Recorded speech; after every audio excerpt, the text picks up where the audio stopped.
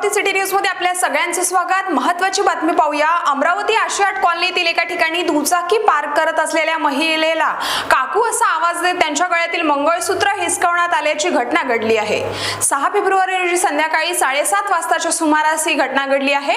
या प्रकरणी पीडित महिलेच्या तक्रारीवरून गाडगेनगर पोलिसांनी रात्री 11 वाजताच्या सुमारास 2 अज्ञाताविरुद्ध जबरी चोरीचा गुन्हा दाखल केला आहे। दुचाकीवरून आलेल्या 2 भामट्यांनी आपल्या गळ्यातील 18 ग्रॅमचे मंगळसूत्र हिसकावून नेल्याची तक्रार त्या महिलेने आपली नोंदवली आहे।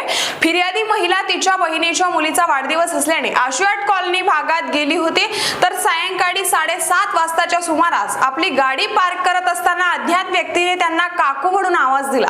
त्यावर महिलेने वर बघितले असता अज्ञात आरोपींनी त्यांच्या गळ्यातील 1.25 लाख रुपयांचे सोन्याचे मंगळसूत्र चोरून गेले। महिलेने आरडाओरडा केली, मात्र दोघांनीही तेथून लागेच पळ काढला। महिलेने घटनेची माहिती गाडगेनगर पोलिसांना दिली, तर ठाणेदार ब्रह्मगिरी यांनी लागलीच घटनास्थळ गाठले।